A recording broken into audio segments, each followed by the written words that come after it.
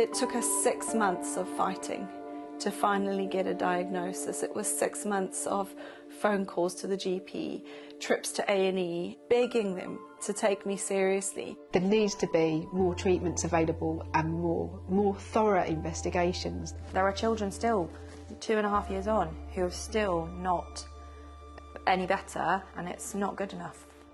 All of these families have struggled to access the care that they need for their children. Emily and Hannah lost the use of their legs after contracting COVID-19, and Logan suffers crippling headaches.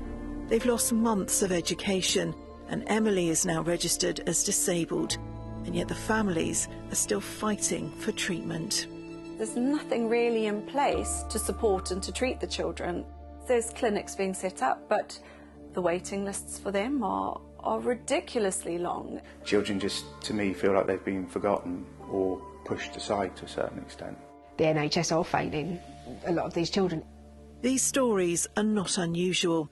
Sammy McFarlane set up the charity Long COVID Kids after her daughter developed the condition. She said thousands of families are struggling. The experiences that we're hearing about time and time again is that it's difficult to get care, it's difficult to get a referral, it's difficult to be believed.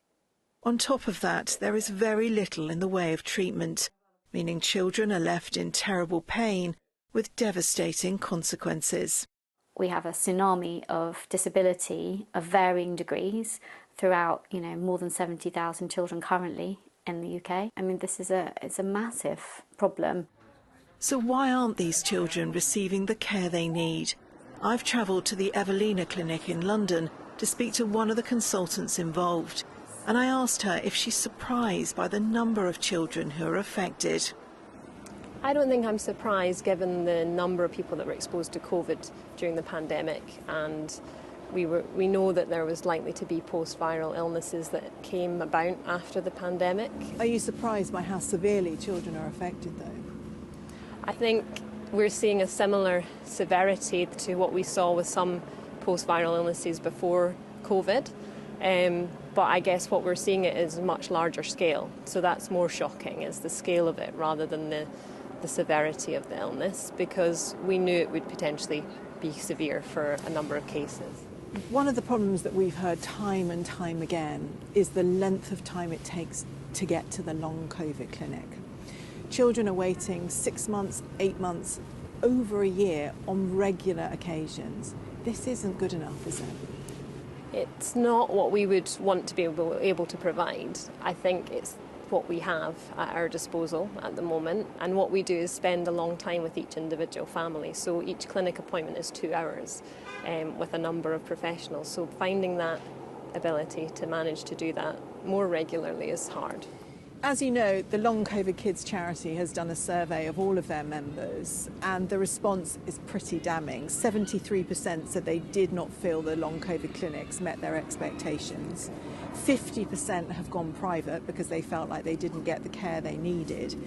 And 60% of children that were seen by the long COVID clinics had been admitted to A&E. So it shows the desperate situation that these families were in. Yeah. What's your response to this survey and the findings? The numbers are shocking, and obviously there's a disappointment that people don't feel that they're getting their needs met. So I think we would be open to hearing that feedback and to understanding where can we have influence to do that. But I know that what we are not ignoring is the patient group and trying to reach the needs of those young people, but it probably is an indication of how overworked the system is and overworked individuals are. I mean, it seems to me that there's a tsunami of cases and we just don't have the system to accommodate all of the children that are affected.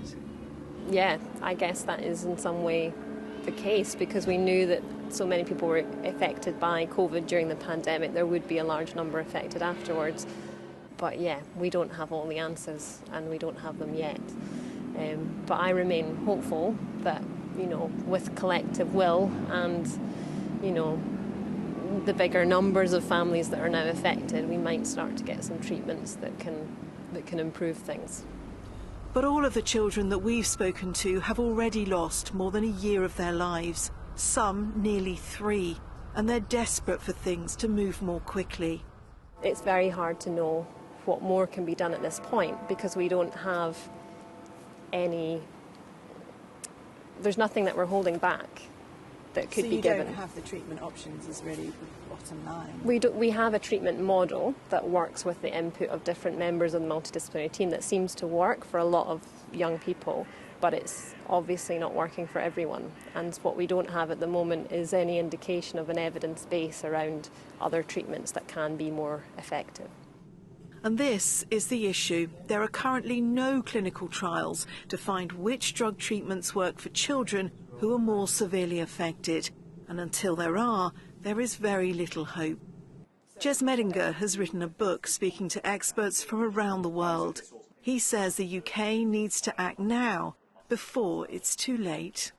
The long COVID clinics can only work off the research base that exists at the moment. And so until we have those research projects commissioned, performed and then published, the long COVID clinics are essentially operating with their hands tied behind their back because they have to practice evidence-based medicine. But yet we don't have the evidence base, which is why the government right now needs to be putting money into these research projects. And that's the level of attention that I think we desperately need. And I can't understand why it's not happening. It feels really frustrating to have been campaigning and lobbying and working at raising awareness of long COVID and trying to improve the situation for almost the entire past 3 years, and really things haven't changed that much. So until there is investment to find drug treatments that work, these children face a very uncertain future. Stacey Poole, ITV News.